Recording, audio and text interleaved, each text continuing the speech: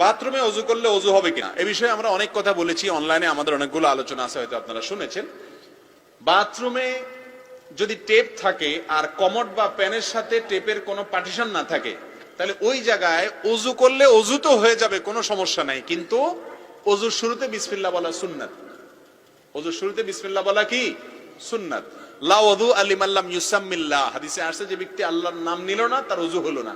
যদি এই হাদিস দ্বারা ম্যাক্সিমাম বা জমহুর উলামা ইকরামের মতে অজুতে বিসমিল্লাহ বলা ফরজ ওয়াজিব না, কেউ কেউ বলছেন ম্যাক্সিমাম বলছেন ফরজ ওয়াজিব না, সুন্নাত। তো অজুতে বিসমিল্লাহ বলা সুন্নাত। এখন বাথরুমে অজু করলে বিসমিল্লাহ বলতে হবে।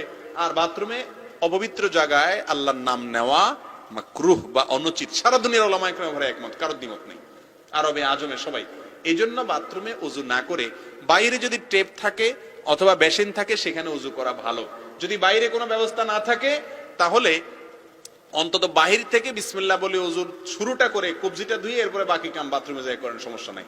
অথবা যদি সেটাও না থাকে, কোনো ব্যবস্থা বাইরে না থাকে, তাহলে বাইরের থেকে বিসমিল্লাহটা পড়ে ঢুকেন, ভিতরে যা অজু করে বাইরে এসে আবার দোয়া পড়েন, মানে দোয়াটা ভিতরে পড়বেন না, এই হলো কথা। বুঝাতে পারছি? সর্বাবস্থা যদি বাইরে করতে পারেন সবচেয়ে বেটার, আর নাহলে দোয়াটা বাইরে পড়বেন, তাইলে হয়ে যাবে ইনশাআল্লাহ। ومن أحسن قولا ممن